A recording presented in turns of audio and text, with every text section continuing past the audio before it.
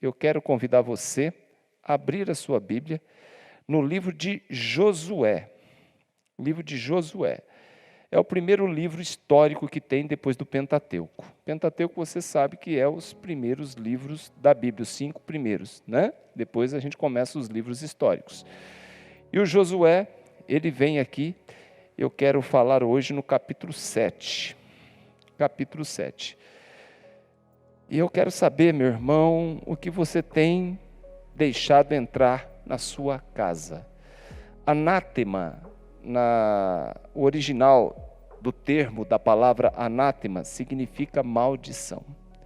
Problemas que você pega, que não precisa, não era necessário, mas você, querendo ter algum benefício através, né? O fruto proibido do Éden foi um anátema. Deus falou assim, olha, em tudo você pode comer, pode fazer o que você quiser com todas as árvores do jardim, tem milhares, centenas de milhares, só tem uma que eu não quero que vocês comam do fruto, porque é maldição, é anátema. O que o casal, o lindo casal faz? De tantas milhares, e ainda tinha a árvore da vida. E talvez eles passavam por debaixo da árvore da vida todos os dias, não se importava com o fruto, mas o anátema. A árvore do conhecimento do bem e do mal. Isso aí eles vão lá e tomam. Eles pegam para eles, comem. Então, tem coisas na nossa vida que a gente tem que prestar muita atenção.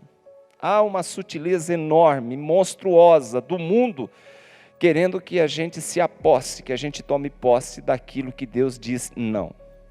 Então, o tema da mensagem hoje é exatamente isso, anátema, as sutilezas do mundo. E hoje nós queremos falar, que é um tema que fala sobre a obediência a Deus. Amém? Capítulo 7 diz, e prevaricaram, ou seja, erraram, pecaram, falharam os filhos de Israel, no anátema. Por quê? Acã, filho de Carme, filho de Zabde, filho de Zera, da tribo de Judá, tomou anátema. E a ira do Senhor se acendeu contra os filhos de Israel. Um fez a coisa errada e a ira se acendeu contra o Estado, contra a nação de Israel. Enviando, pois, Josué de Jericó, alguns homens até a cidade de Ai, que está junto a Bet-Aven, da banda do Oriente, de Betel, explicou e disse, subam para espiar a terra. Subiram, pois, aqueles homens, e espiaram a cidade de Ai. E voltaram a Josué e disseram, não precisamos levar todo o povo, subam apenas alguns, 2.000 a 3.000 homens, para ferir. Não canse o povo, porque os inimigos são poucos. Assim subiram lá o povo, alguns 3.000 homens, os quais tiveram que fugir dos homens da cidade de Ai. E os homens de Ai feriram deles 36 soldados, e seguiram desde a porta de Sebarim, e feriram na descida e o coração do povo se derreteu e se tornou como água. Então Josué rasgou as suas vestes, se prostrou na terra sobre o seu rosto, perante a arca do Senhor, até a tarde. E ele e os anciãos de Israel jogaram pó sobre as suas cabeças, em gesto de humilhação. E disse Josué, Senhor Jeová, porque com efeito fizeste-nos passar o Jordão, para nos dares nas mãos dos amorreus, para nos fazermos perecer? Oxalá contentaríamos em ficar do outro lado do Jordão e não atravessar. Senhor, que vamos dizer agora? Pois Israel deu as costas diante do inimigo, teve que correr. Ouvindo isso, os cananeus e todos os moradores dessa terra nos cercarão e nos tirarão daqui e nos fará grande, nos tirarão daqui e o nome da terra. Então, que farás do seu grande nome, Senhor? Então disse Deus a Josué. Versículo 10, eu acho interessante a forma que Deus fala com Josué. Levanta-te, porque estás prostrado assim sobre o teu rosto? Israel pecou, e até transgrediram o meu concerto que lhes tinha ordenado, e até tomaram anátema, e também furtaram, e também mentiram, e até debaixo da bagagem deles o puseram, pelo que os olhos de Israel não puderam subsistir perante o inimigo. Viraram as costas diante dos seus inimigos, porquanto eram amaldiçoados. Não sereis mais convosco, senão tirares o anátema do meio de vós. Levanta-te agora, purifica, santifica o povo e santificai-vos para amanhã, porque assim diz o Senhor de Israel: anátema há no meio de ti, Israel, diante dos teus inimigos, não poderão suster-se, até que tires esse anátema, essa maldição do meio de vós. Amanhã, pois, vós chegareis segundo as vossas tribos, e será que a tribo que o Senhor mandar se chegará segundo as famílias, e a família que o Senhor tomar chegará segundo as casas, e a casa que o Senhor tomar chegará segundo homem por homem. E será que aquele que for tomado com anátema, encontrado nele o anátema, será queimado no fogo, e tudo quanto tiver, porquanto transgrediu o concerto do Senhor e fez uma loucura de Israel. Então Josué se levantou de madrugada, fez chegar Israel segundo as suas tribos, e a tribo escolhida foi a de Judá. E fazendo chegar a tribo de Judá, tomou as famílias e deu a família dos Zeraitas. E fazendo chegar a família dos Zeraitas, foi homem por homem, e foi tomado Zabde. E fazendo chegar a sua casa, homem por homem, foi tomado Acã, filho de Carmi, filho de Zabde, filho de Zera, da tribo de Judá. Então disse Josué a Acã: filho meu, peço-te glória ao Senhor Deus de Israel, e faça confissão perante ele. Declara-me agora o que você fez e por que ocultou. Respondeu Acã a Josué e disse: verdadeiramente pequei contra o Senhor de Israel e fiz assim. Quando vi entre os despojos uma boa capa babilônica, 200 siclos de prata e uma cunha de ouro de peso de 50 siclos, cobicei e tomei. E eis que estão escondidos na terra no meio da minha tenda, e a prata está debaixo dela. Então Josué enviou mensageiros e foram correndo à tenda, e eis que tudo estava escondido na tenda, a prata estava por baixo. Tomaram, pois, aquelas coisas do meio da tenda e as trouxeram a Josué. E todos os filhos de Israel deitaram perante o Senhor. Então Josué e todo Israel com ele tomaram Acã, filho de Zera, e a prata, a capa, o ouro, e todos os seus filhos, filhas, seus bois, seus jumentos, as suas ovelhas, a sua tenda e tudo quanto tinha, e levaram ao vale de Acor. Vale de Acor significa vale da perturbação.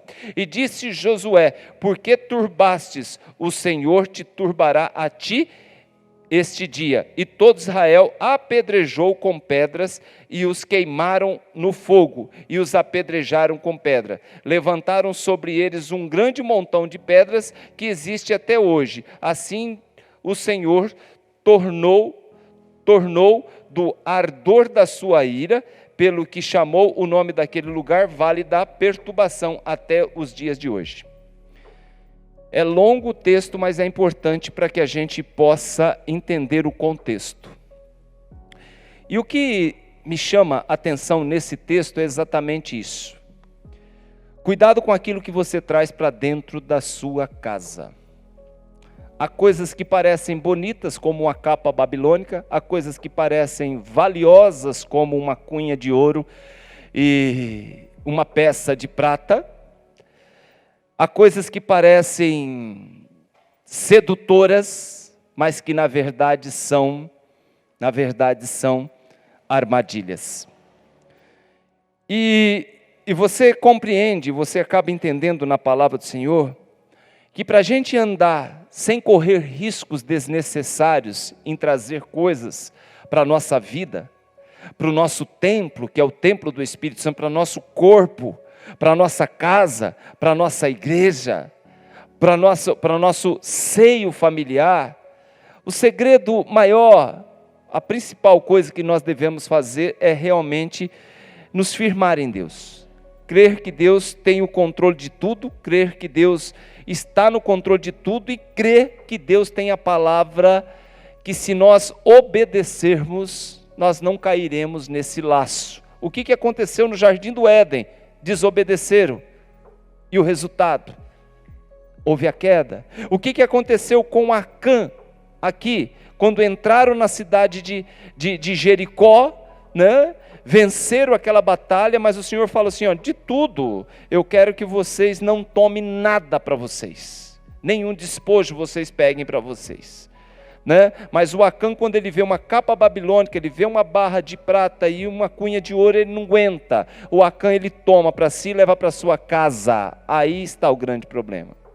Então o que aconteceu? Ele não obedeceu.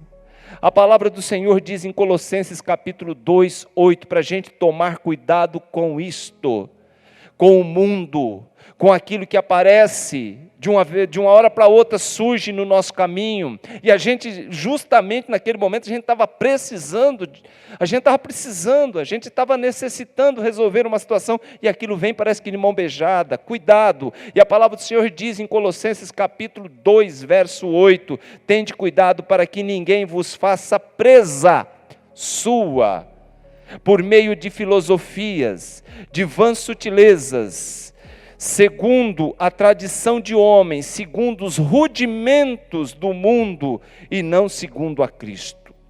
Tome muito cuidado, as vãs sutilezas muitas vezes ela nos convence, os rudimentos do mundo são inimigos de Deus. A palavra do Senhor diz que Deus não tem parte com o mundo. Deus não tem parte com o mundo, e quando isso acontece, quando a gente é incitado a fazer uma coisa que a gente sabe que está desagradando Deus, isso, na maioria das vezes, tem o dedo do inimigo, que quer infiltrar na nossa vida, que ele quer de alguma forma fazer parte do contexto da nossa história, colocando Deus de lado. Então, muitas vezes, pode até surgir na tua mente, você tome cuidado, que pode ser um sopro de Satanás, aquela coisa, pode fazer, ninguém está vendo, ninguém vai saber, olha, pode fazer, isso aí, nós vivemos no tempo da graça agora, nós não estamos mais no tempo da lei, pode fazer, o pastor nunca vai saber, pode fazer, os irmãos nunca vão notar. Cuidado, porque Deus está vendo. Se não pode ser dito e mostrado, não faça. Jesus ele diz que aquilo que é feito muitas vezes às escondidas será revelado lá em cima, nos telhados. Já pensou você ser exposto dessa forma? O contexto histórico aqui mostra um Israel que peregrinou 40 anos para chegar em Canaã. Eu fico olhando para esse cara, para esse tal de Acã, meu, cidadão, ele está de brincadeira comigo, ele chegou até ali, ele conseguiu vencer, ele conseguiu atravessar o Jordão, quando ele está prestes, né, a tomar posse daquilo que Deus prometeu, seu pedaço de terra, da terra prometida, ele me apronta uma dessa, porque ele não confiou em Deus, porque ele desobedeceu ao Eterno. Então finalmente Israel chega em Canaã depois de 40 anos, Josué ele é responsável por essa transição. Qual transição, pastor? Um povo escravo, peregrino, 40 anos no deserto, de repente se tornar proprietário de terra. É Josué que vai fazer esse processo. Agora, até chegar aí, quantas lutas, quanto sofrimento, quantas situações, quantas perdas no tempo que andaram. Quantos anos andando. E o que esse povo tinha até esse momento? Até chegar nesse momento? Nada. Nada. Apenas a missão de andar. Esse povo só caminhou, só peregrinou durante 40 anos. Eles não tinham nada. A missão deles nesses 40 anos foi andar. Quantas pessoas, meu irmão, que se perderam durante a caminhada, que pararam e que acumularam nada de bom, só andaram. E o que acumularam? Nada. A missão dessas pessoas foram apenas andar. Andar sem propósito, sem compromisso, leva as pessoas a serem andarilhos nessa terra. Tudo na nossa vida, tendo a direção do Senhor, tendo o caminho que é o Senhor, tem um propósito, tem um objetivo, tem um porquê. A gente não pode ser um crente simplesmente por ser. A gente não pode ser um crente simplesmente porque a gente tem uma Bíblia e vai à igreja. A gente tem um propósito que Deus quer que se cumpra na nossa vida. Senão, a minha caminhada aqui na terra foi só andar. E eu não tomei posse daquilo que realmente Deus tem preparado para mim. Né? Se tornam andarilhos da terra. Não planejou, não determinou na sua vida um objetivo claro, se tornou apenas um andarilho, um peregrino. Você já viu assim na estrada, essas pessoas que andam? Só andam. Tem um saco nas costas, ou então uma mochila, atravessa aquela estrada toda, e muitas vezes você pergunta, cara, para onde você está indo? Ele falou, estou indo para lá. Não tem um objetivo? Não tem um propósito? Não.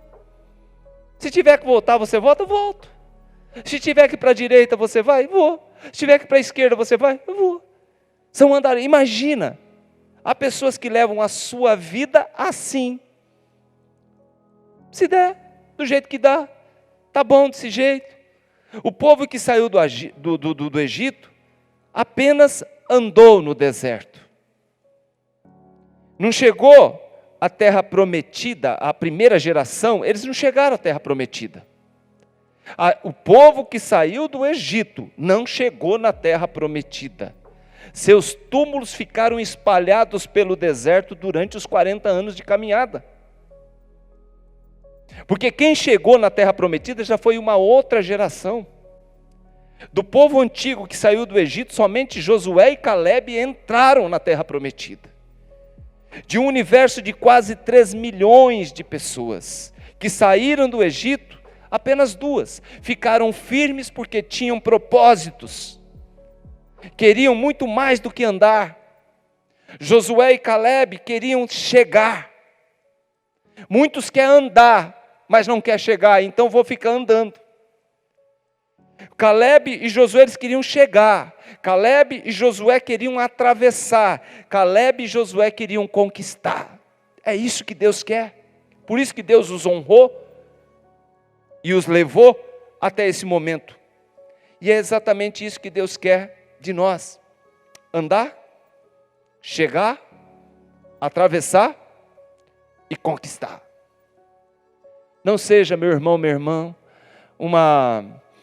um crente que vacila, que cocheia entre 2 caminhos. Nós temos que ter determinação. A minha vida não pode ser uma vida apenas de um andarilho aqui na terra. Tem que ter propósito, tem que ter objetivo. Não faz nenhum sentido apenas andar, se não tem o propósito de chegar.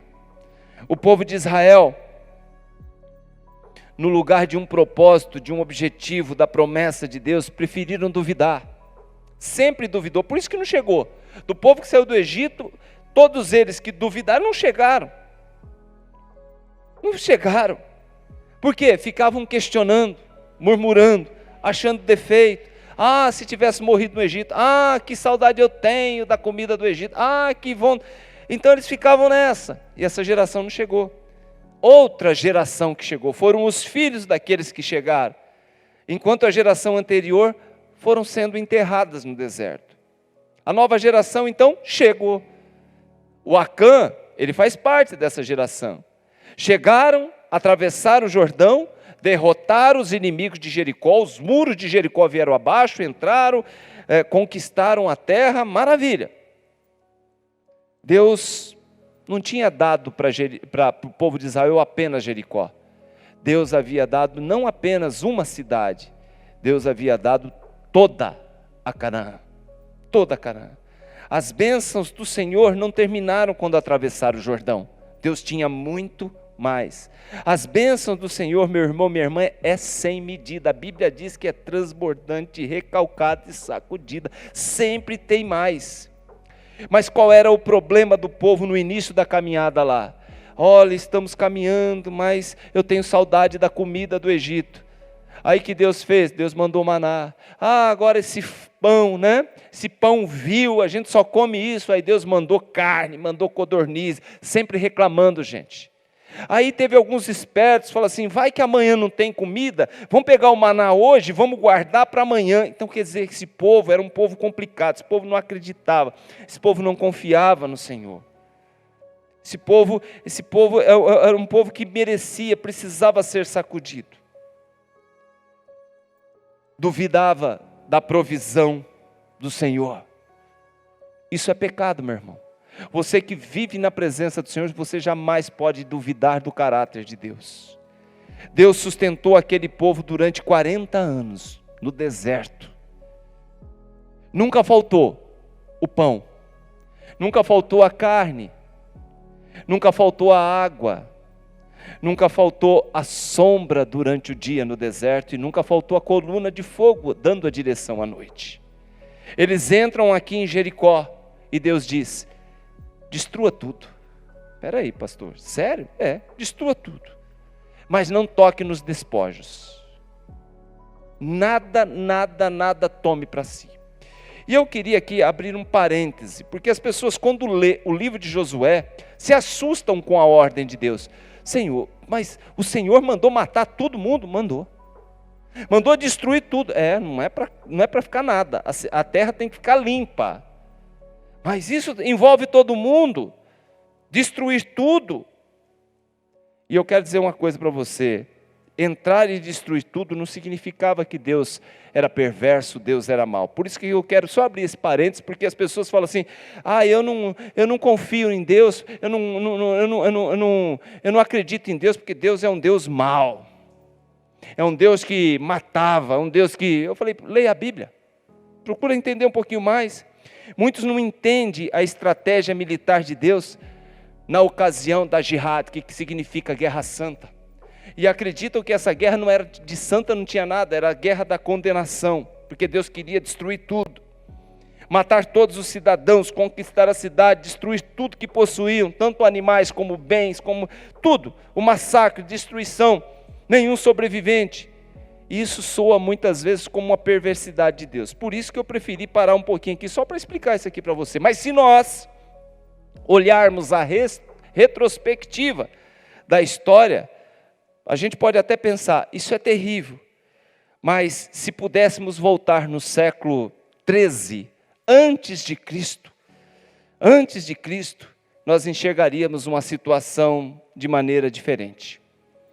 A cultura cananeia, daquele povo, daquela faixa de terra, gente, é um pedaço de terra aparentemente insignificante que Deus deu para o povo de Israel. É uma tira de terra, mas é a que faz a ligação, só tinha isso de bom, é a que fazia a ligação do Egito para com a Babilônia, para com a Mesopotâmia. Então, mas essa cultura, essa faixa de terra dos cananeus era um ninho de cobra, gente. É um ninho de cobra, construído, você sabe como? Com sacrifício de crianças. Foi construído para deuses, aonde numa fornalha quente o pai e a mãe traziam um bebê de colo e apresentavam e consagravam ao Deus deles. Era um lugar onde os cultos não eram cultos, né? Onde havia a prostituição cultual, né? Onde se adorava fazendo com cenas, né, obscenas de sexo em cima do altar. Aquilo era uma oferenda aos seus deuses. E essas práticas cruéis vitimavam, né, os membros mais inocentes daquele lugar, vulneráveis, como bebês, como virgens, né, idosos, né, deficientes. Todos eles eram usados como sacrifício para manipular deuses. Então eu preferi abrir o negócio aqui para as pessoas parar, né, com esse negócio. Deus mandou destruir tudo, Deus é perverso. Não, perverso era da forma que eles tocavam esse negócio aqui. Então Israel conquista Canaã. Assim como na história do maná, a geração antiga, né, que achava que o maná não ia ter para o dia seguinte, eles queriam se precaver, eles queriam, né, guardar, e Deus falou, não guarde, haverá o maná do dia. Esse povo, essa geração que chega agora, ele também quer se garantir financeiramente. E com isso vem a desobediência, o medo de faltar, né? e fez com que eles, quando visse uma capa babilônica, uma peça de ouro e outra de prata, falou, não vou guardar porque eu não sei como vai ser daqui para frente. E não confiaram em Deus e desobedeceram. A desconfiança no caráter do Senhor, no caráter de Deus, é um dos maiores pecados que a gente pode cometer. Confia em Deus. Jogue a sua vida em cima dessa palavra e creia no eterno, meu irmão, que você será abençoado. E desobedecendo essa ordem expressa de Deus, o que o Acã faz? Quando ele vê aquilo, ele toma para si. Ele vai e guarda. Aonde está a proposta da mensagem dessa noite, meu querido? Ele pega e leva para a sua casa. Ele leva para a sua tenda. Essa desobediência desse homem, desse Acã, gerou um dano no estado, na sua tribo, né? No seu clã, na sua família e na sua vida. Olha o que gerou. E eu fico perguntando, será que vale a pena arriscar tudo isso numa desobediência a Deus? Eu vejo hoje pessoas, líderes, fazendo cada barbaridade em nome de Deus. Eu fico pensando, será que não tem alguém para orientar essa pessoa, chamar a atenção dela? Será que quando Acã chegou trazendo aquela peça de ouro, aquela de prata, aquela capa, alguém não chegou para ela e falou, pai, o que você fez? Deus falou para não pegar nada. Ou então a esposa dele chega e diz, ó, Acã, meu bem, por que você pegou isso? Deus vai nos castigar. Será que... Ou eles não sabiam? Eu sou casado, já quase 34 anos, e bem casado. E a Rosana, por muitas vezes, me chamou a atenção em algumas situações e atitudes. E eu prestei atenção no que ela disse, né? Em alguns comportamentos diante de Deus, diante do ministério, e aquilo vai lapidando você ministerialmente. Nós já tivemos reuniões familiares dentro da nossa casa, na nossa mesa, com os nossos filhos, para discutir situações que poderiam, de alguma forma, implicar em anátema, trazer um problema para dentro de casa, para a família. Você pode falar, mas o pessoal pega no pé. Não, isso não é implicância, meu querido e minha querida, isso é preservação e cuidado e amor. Não chegou ninguém para cá e falou assim, você não podia ter pego isso, é pecado, Deus vai nos castigar. Não. Eu não sei se ele falou com a mulher, com os filhos, sobre a sua atitude, mas eu sei que todos pagaram caro pela atitude de Acã. E quando você paga sozinho por uma atitude sua, errada, isso por si só já traz algum tipo de estrago na vida das pessoas que te amam. Agora imagina você promover um estrago desse que abala, que toma, que estraga a vida também das pessoas que você ama. Quando as tropas americanas invadiram a casa do terrorista Bin Laden, naquela casa, todos morreram. Todos morreram nas mãos dos soldados americanos. Todos. Todos pagaram. Amados, o que eu faço pode trazer benefícios diretos às pessoas que me cercam, ou pode trazer também, as minhas atitudes, o que eu faço, pode trazer danos irreparáveis para o meu seio familiar, para minha casa, para minha família, para minha igreja, para minha comunidade. Nós temos que prestar muita atenção. Pessoas que muitas vezes se suicidam, tentam o suicídio para acabar o sofrimento, ela não sabe o estrago que ela está fazendo no seio familiar. Você que não está muito preocupado com a sua vida, falou, mas a vida é minha, né? Eu quero dizer o seguinte, há pessoas que te cercam, que te amam. Pelo menos em respeito a esses que te amam, comece a se preocupar com as suas atitudes, né? A pessoa que fuma, bebe, usa droga e acha que está prejudicando apenas a si mesmo, não está, meu irmão. Está prejudicando, você é um egoísta, né? É um egoísta trágico, porque o seu egoísmo vai te levar a um estrago muito maior. Pessoas que não têm amor próprio, eu sempre achei isso, jamais deveria ser amado por outro. Você não se ama. e quer ser amado pelos outros. Então as pessoas ficam, as pessoas não me amam, as pessoas não gostam de mim, as pessoas não se aproximam de mim, mas você gosta? Você gosta de você? Você se ama? Você se respeita? Você se preserva? Vai a dica. Então nós vemos aqui o castigo de Acã. E você acha o castigo de Acã muito severo por parte de Deus? Saiba que as consequências do erro ganancioso desse homem levou como castigo, as consequências foram a morte de 36 outros irmãos de guerra que ele perdeu. 36 famílias que perderam seus entes queridos numa batalha contra Ai, teoricamente simples, fácil. Quando há desobediência, até as questões mais simples se tornam um martírio, meu irmão. Parecia que vencer aquela cidade pequena chamada Ai seria fácil demais, levaram só 3.000 soldados. E desses 3.000 soldados, voltou com 36 soldados a menos. Porque teve um camarada, teve um irresponsável, que trouxe maldição para o arraial de Israel. 36 homens de Israel, que talvez tenha feito tudo certo, talvez eles até viram aquela capa babilônica, aquele ouro e aquela prata, mas diz, está repreendido em nome do Senhor. Eu repreendo, não vou tocar nisso. Talvez que faça até parte, né, desses 36 homens que morreram, pessoas assim que evitaram em temor e amor a Deus na sua obediência. Eu conheço casos agora, nesse período que a gente está vivendo da pandemia, de pessoas que se cuidaram, ficaram por ser idosos, por ter algum tipo de comorbidade, se guardaram dentro de casa, né? Porém foram contaminados, por causa de outros, que não se cuidou, que não se cuidaram, que simplesmente foram para a bagunça, foram para a vida, não se preservaram, não se tomaram cuidado, né?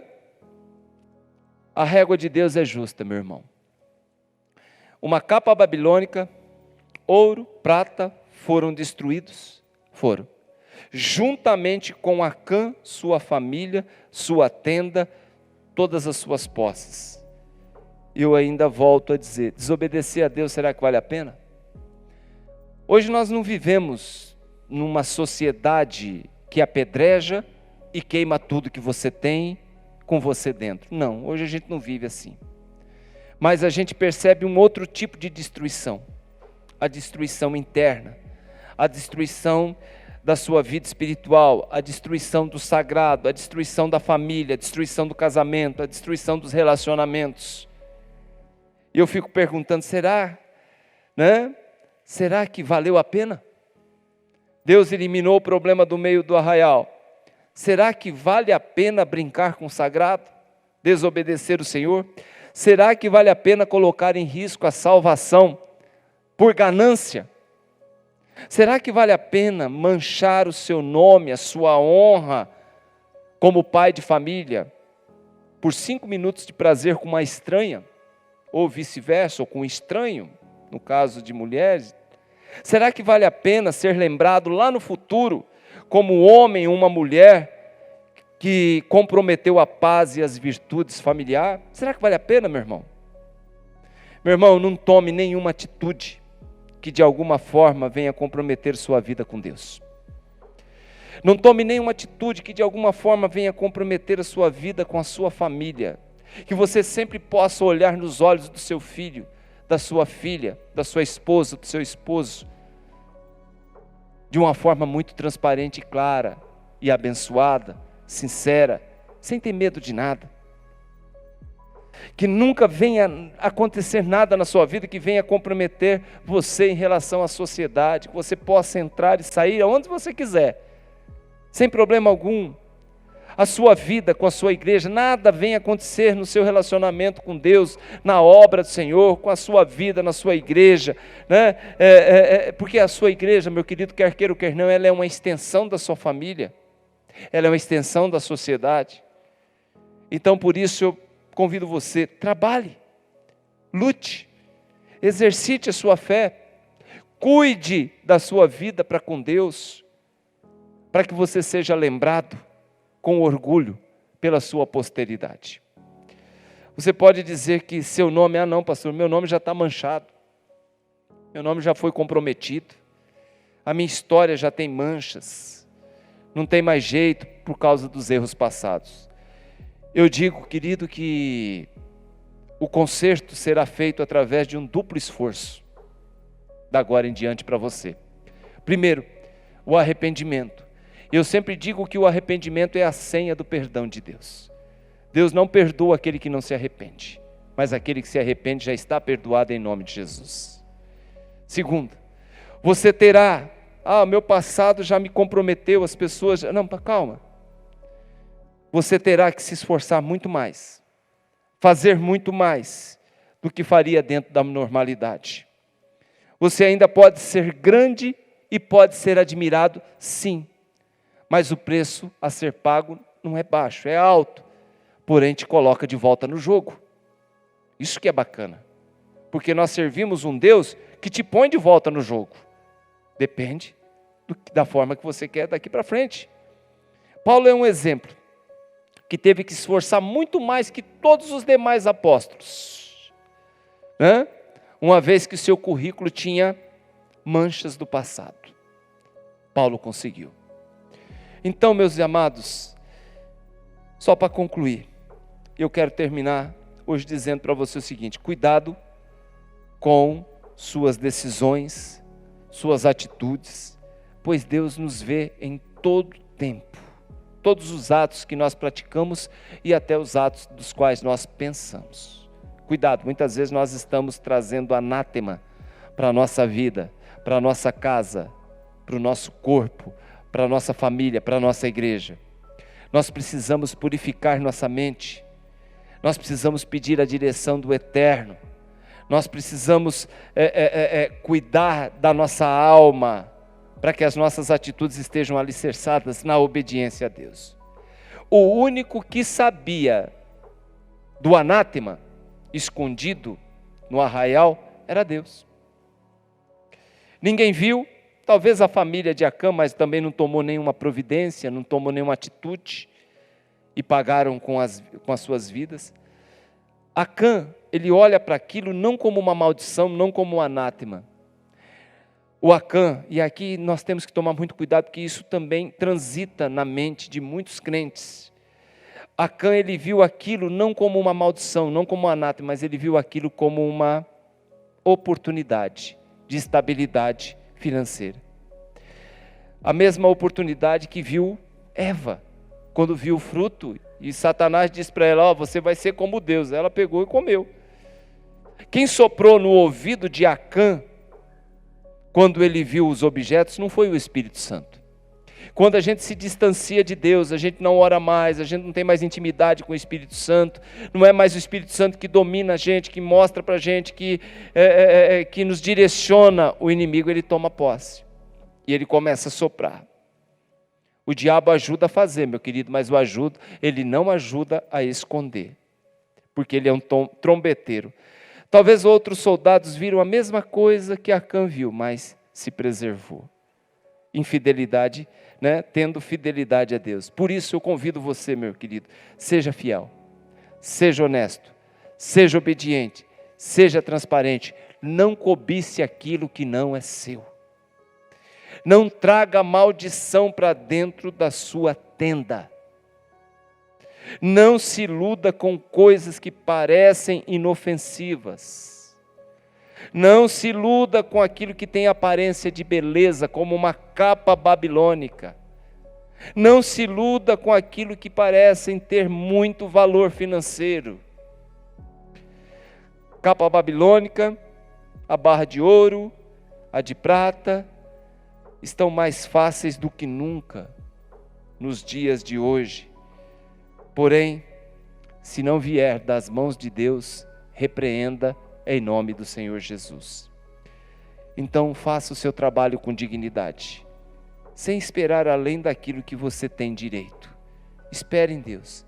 Deixe o resto que Deus cuida. Amém, amados?